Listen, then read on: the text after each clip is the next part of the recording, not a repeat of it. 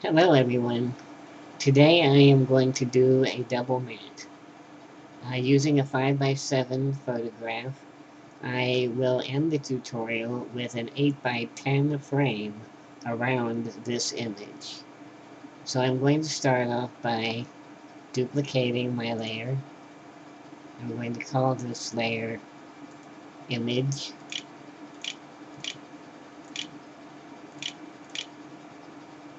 Like that. I'm going to immediately go to the image menu and change the canvas size. I'm going to say relative inches, and that just allows me to add a specific amount to the new canvas size. In this instance, I'm going to add 1/4 of an inch, so that's 0.25 and 0.25. Okay to that, and we now have a border around that part of the image. I'm going to go here to my background. I'm going to clear the image in the background, and then I'm going to flood fill a gray color, dark gray like this, and we're just going to click on there and flood fill it in the background. So now what we need to do is duplicate this layer, and we're going to call this one inner mat.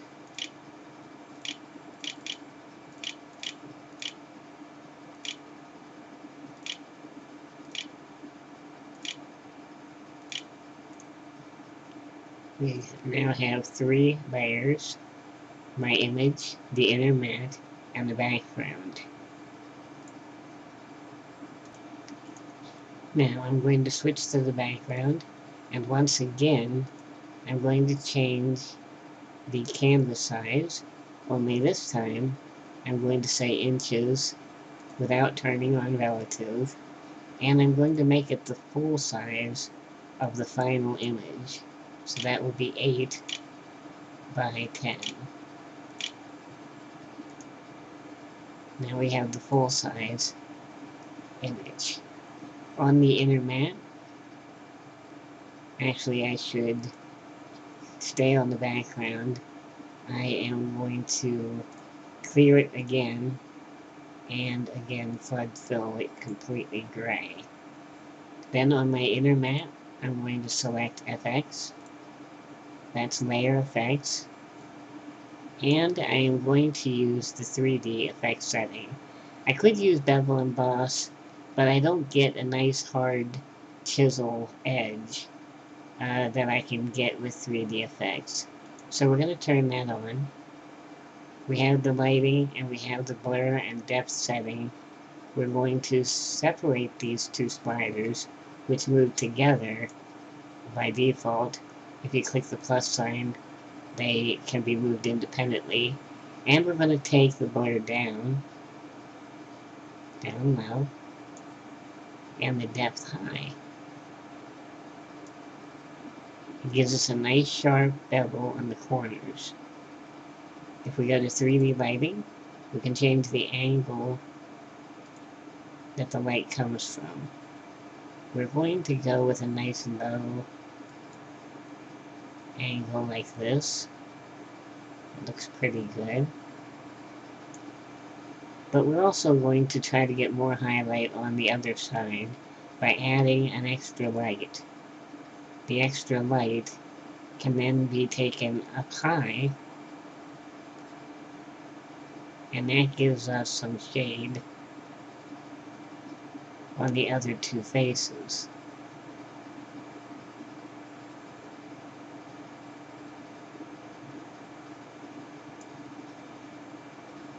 Let's go with it there.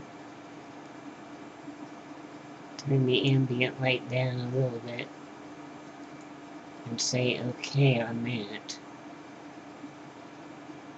Then we are going to right click this layer.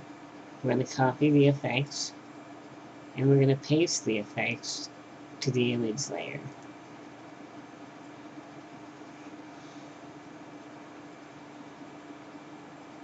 Okay. Now we're going to alter the color of the inner mat and the background.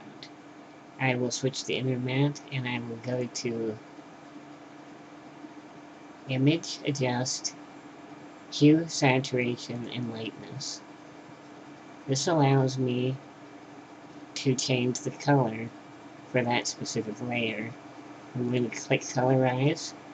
You'll notice it turns immediately to the default color. I'm going to slide my hue slider up till I get sort of an orange color.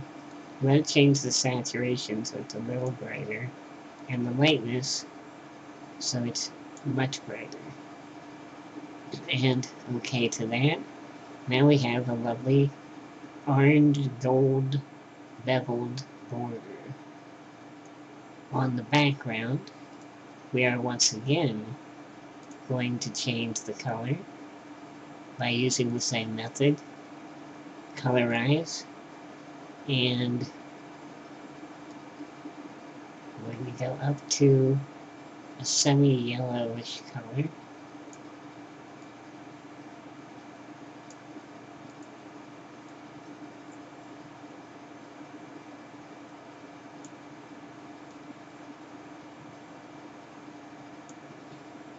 Just like that.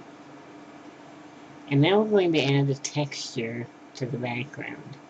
But I'm going to need to promote my background layer to a layer of its own, because you can't apply the layer effects to a background layer.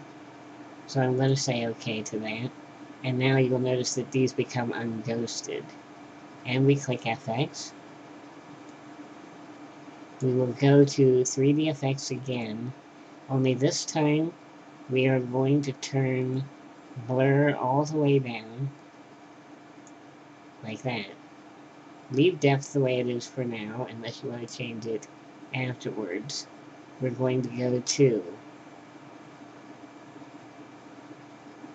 2D bump map. We could use 3D bump map, but 2D bump map allows us to put a pattern in the background. So we're going to click this pattern, and we're going to go with this rough stone right there. We can change the scale of the rough stone up or down, as you can see. We're going to go down so that it's a little bit finer. A little bit finer like that. And we will say, I'll show you now that you can change the depth, sliding this up to make it really, really rough, or down to make it very soft. Let's leave it in the down position because that makes a nice matte in the background. We say OK, and there you have it. We have a nice matte background for our photograph.